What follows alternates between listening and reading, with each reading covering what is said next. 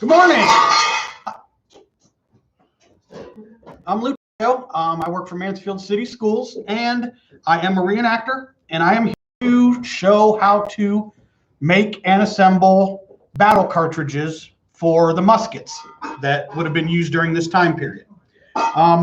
So the first thing we need to do, if you're going to try this at home, you're going to need a ruler, some newsprint, or newspaper, newsprint, any kind of thinner paper. You can even use like copy paper if you need to.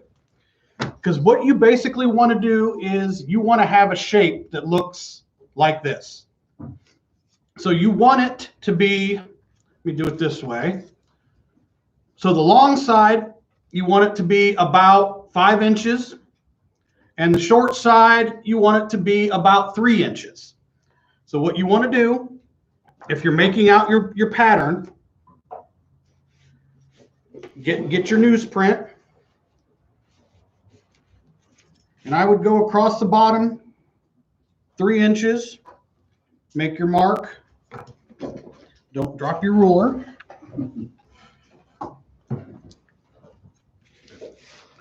And then come up 5 inches. And then where those two meet together, draw your diagonal line.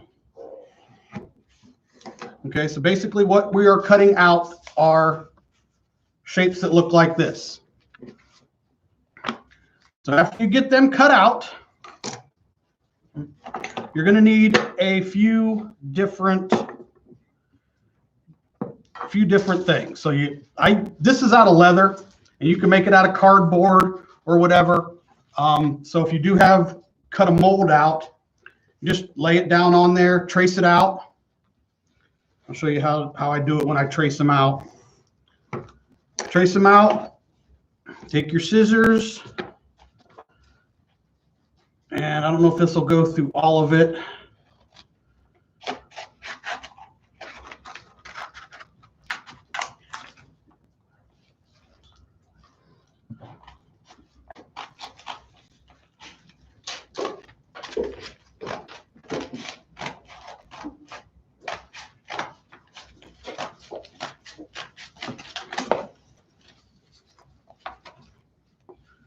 And then where you have your mold,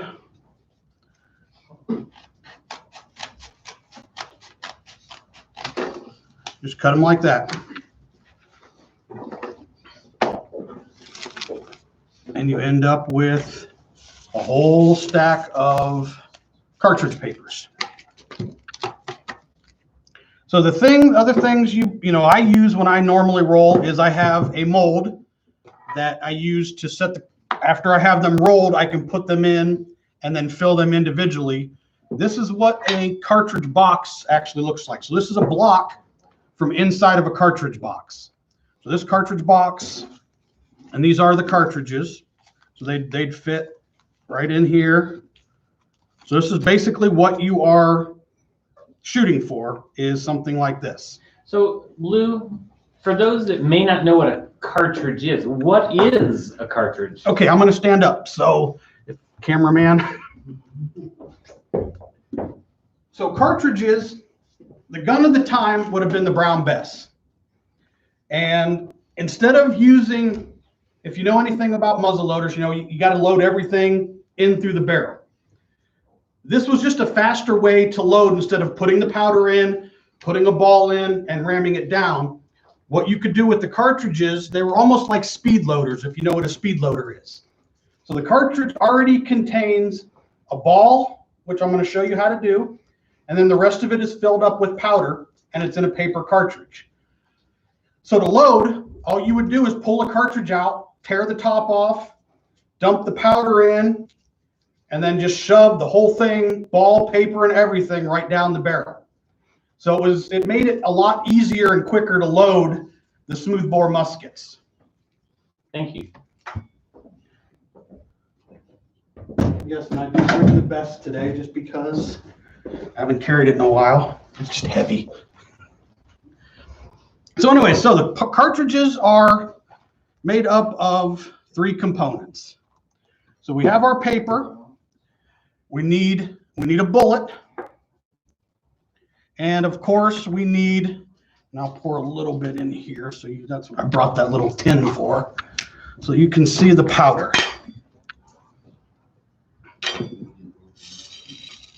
So there's a little bit of black powder. So those are the three components that you need to roll cartridges, that go into making cartridges. So the next thing is you need a dowel that's roughly the size of your projectile or your bullet that you're going to put in. So you take one of your cartridge papers, lay it down, and the way I like to do it is I lay the long end to my right. You lay your, and I've got a mark on my dowel rod where I know where the other end is. So if you can kind of see that, I've got it laid out where I have enough, probably what, about an inch or 3/4 of an inch of paper that's not underneath the roller. I roll them up, and what you're eventually going to do is you're going to be making tubes. So once you have it rolled around your dowel rod, this end you twist. And then I usually just go like that so that the twist stays. Put that in there. And with this system, you can roll. With reenacting, we have to use paper cartridges for a lot of the reenacting. So, some of the bigger events like Niagara, you're rolling hundreds of cartridges to use for a 3 or 4 day weekend. So you can, if you get a good system, you can roll cartridges pretty quick. So you see how I'm twisting? I flatten the twist. I'll roll up a few of these, and then we can fill them.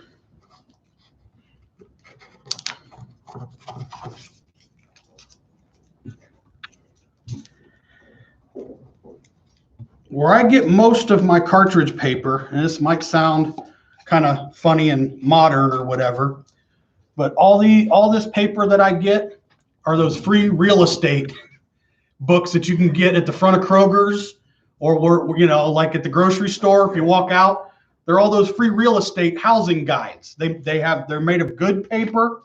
They're newsprint, but they're just a little bit heavier because you want a little bit sturdier paper than maybe newsprint, because for me, newsprint seems to tear too easy. And you don't want, if I'm twisting my cartridges, you don't want it, as you're twisting, you don't want it to tear, because then you have holes in your cartridges and all the powders will seep out. So these free home books, and you want to make sure that it's not glossy. You don't want glossy. You want just regular newsprint. All right, roll up a couple more of these, and then we'll move on to the next step.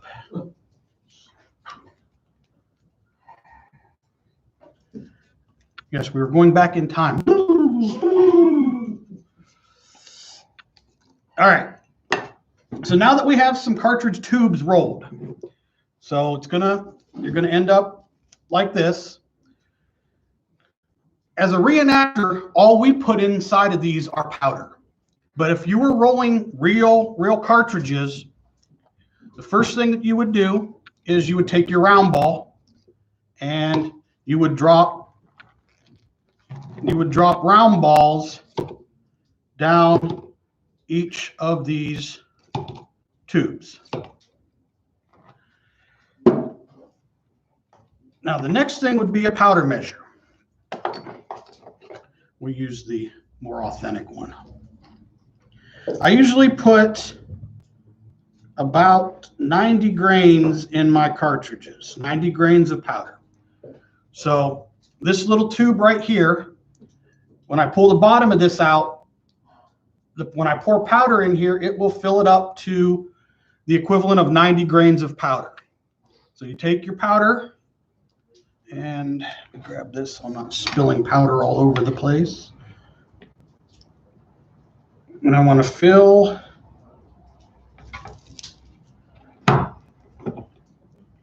my powder measure up so I know exactly how much is going in there. And I like to use a little funnel because it makes it a little bit easier. You pour that in there, shake it around.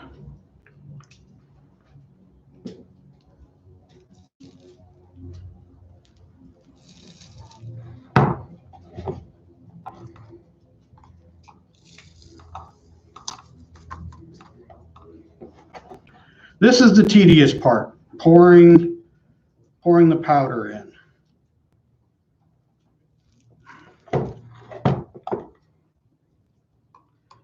But like I said, if you get kind of a system going, it's almost like an assembly line. Because I would fill this entire block up with rolled cartridges, just the paper, and then I would go on to the next step.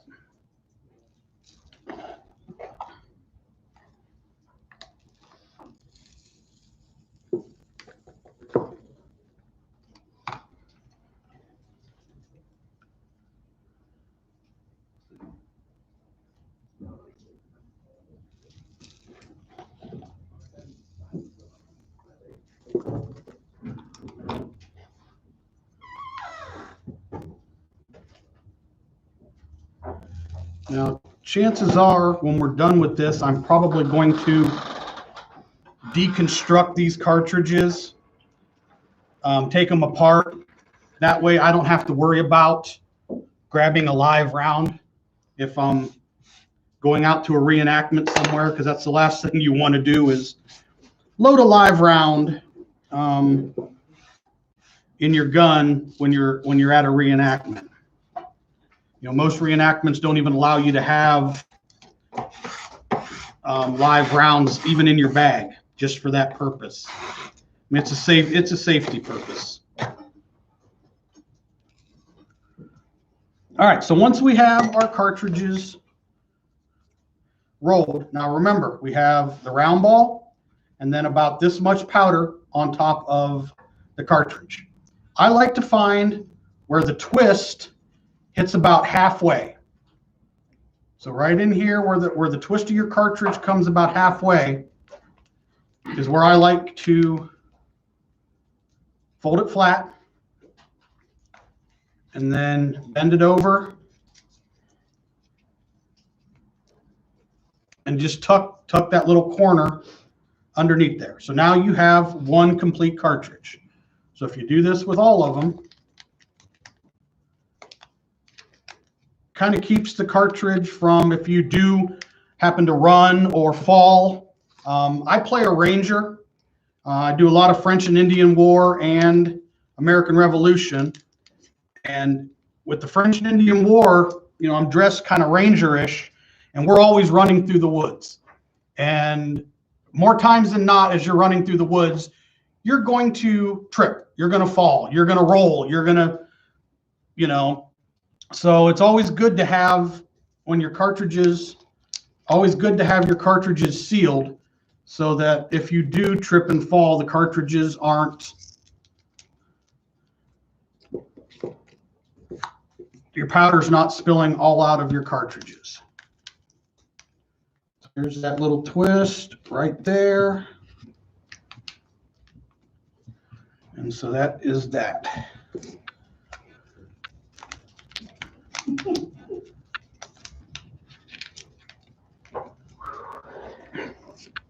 So there's 6 cartridges rolled, ready. Oop, that one didn't stay in there. There we go. There's 6 cartridges ready to go. So if, back to the gun,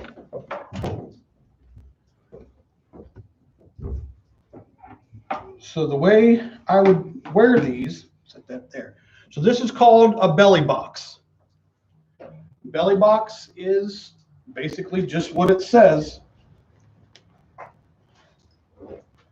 You wear it on your belly.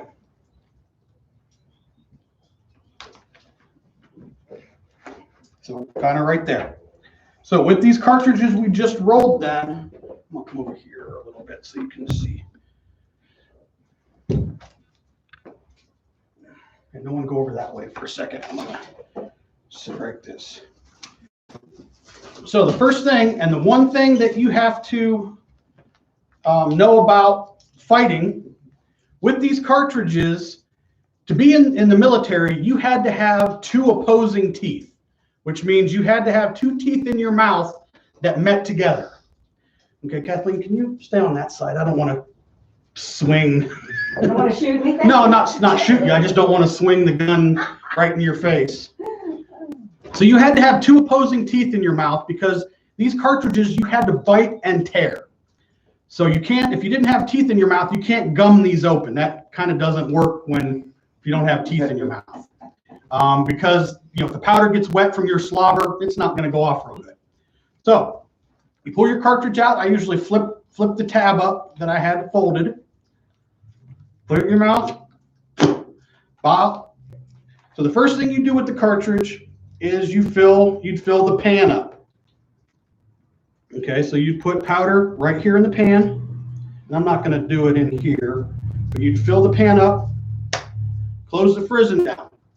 You call it cast about, you'd flip it about. The rest of it would go down the barrel, and then we use this. So that would go, the ball and what's left of the paper would go right there. You take your ramrod out and drop it straight down to the bottom. Now these are smoothbore muskets, which means if you know the difference between a smoothbore and a rifle, a smoothbore is just an open pipe. Okay, just like if you look down a water pipe. Okay, there's nothing inside of it. A rifle, on the other hand, has spiral grooves that are cut all the way down the barrel. So with these paper cartridges in the musket, the smoothbore musket works really good because there's really no resistance. Once you get there, it's straight down, back up. Now, a good soldier could load and fire 3 to 5 rounds out of their musket in 1 minute. That's the advantage of paper cartridges. They were quick to load and quick to fire. Any questions from the audience? No. No questions from the audience?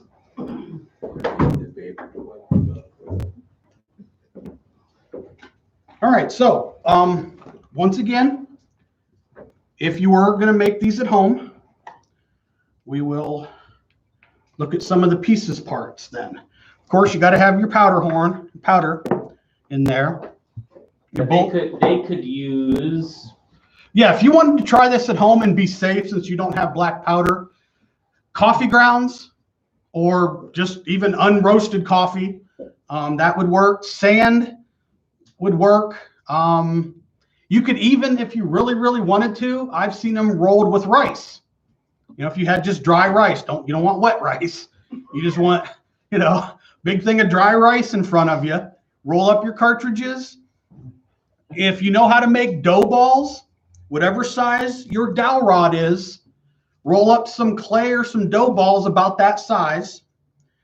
So if you wanted to try and mess around and roll these at home, okay, you want to make sure you have your mold or your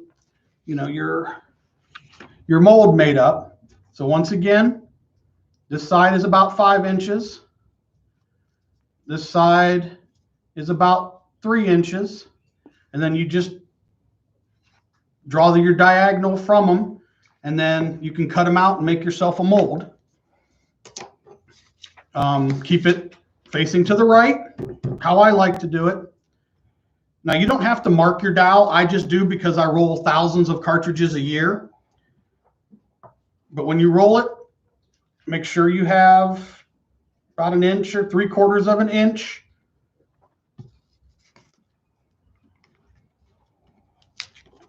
Roll it up, twist the end,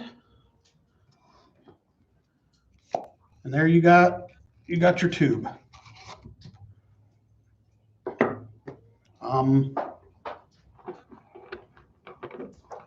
round ball. And then you would go back to your powder horn to fill it up.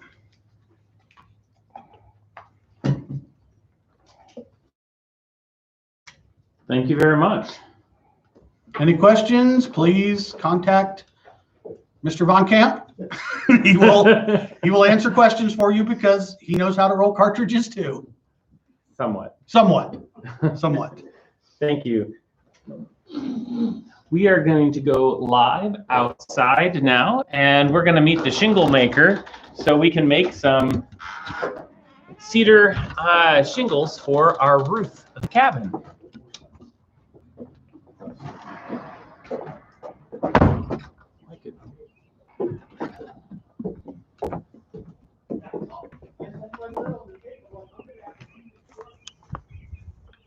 Hello, how are you? Good morning.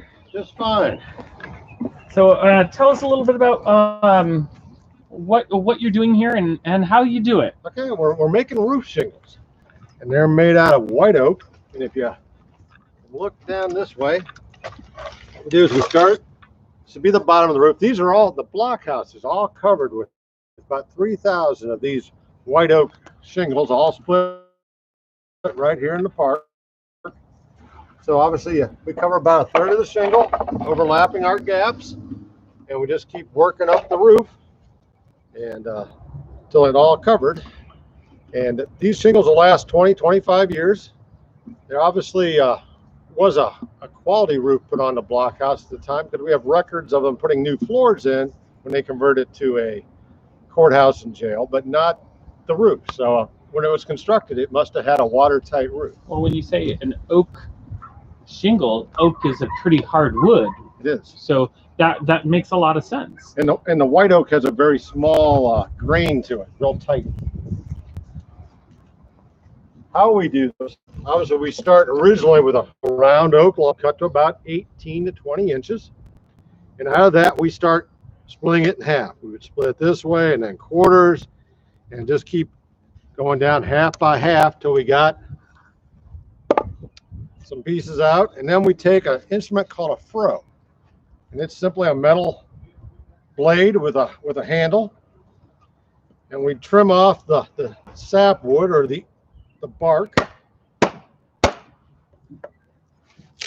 We just use that as a wedge to work our way down. And then once we have it debarked,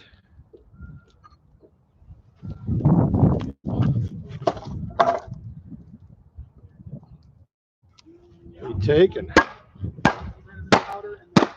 split that down.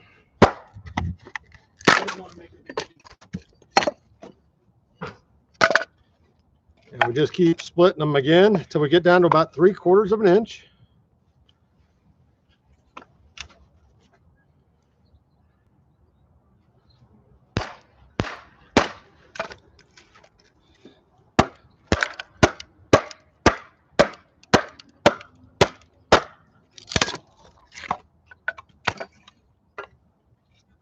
And they're a little wedge shaped, so then we step over the shingle block or the shaving horse. And what this device is, this is a really useful tool because when those gentlemen came west, they obviously couldn't carry everything they needed to do all their construction work, you know, in their wagon or on their horseback. So they would bring the iron parts, but the wooden parts they would make right here on the land. And this device here was probably one of the first things they constructed, and it's basically a vise operated by your feet, and we just clamp the shingle in there. It'd be the same thing if we were making handles for our tools. Push down with our feet, and we take a draw knife, which is a knife blade with handles on each side, and we simply start pulling the shavings off there to make it the shingle more straight. It's real quick. We just flip them around, lock it back down.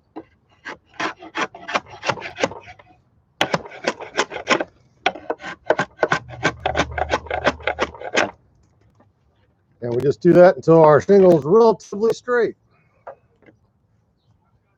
And again, this device here, like I said, it would be used to make the handles for the froe and the other rakes and shovels and things like that.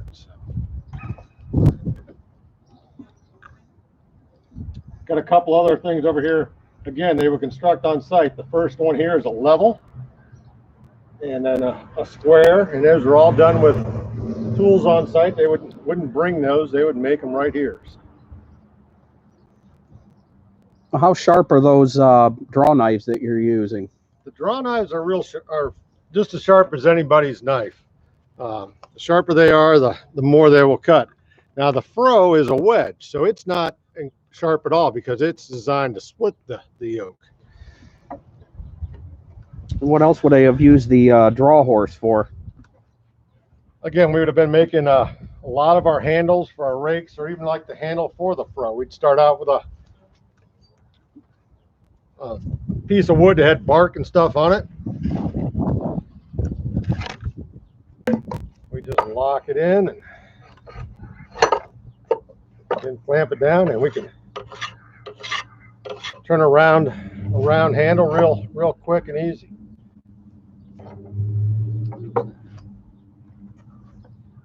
The worst part about these roofs were the fact that they had nails in, because they were nailed on. So that was the expensive part, because those all have to be brought in from a blacksmith back east.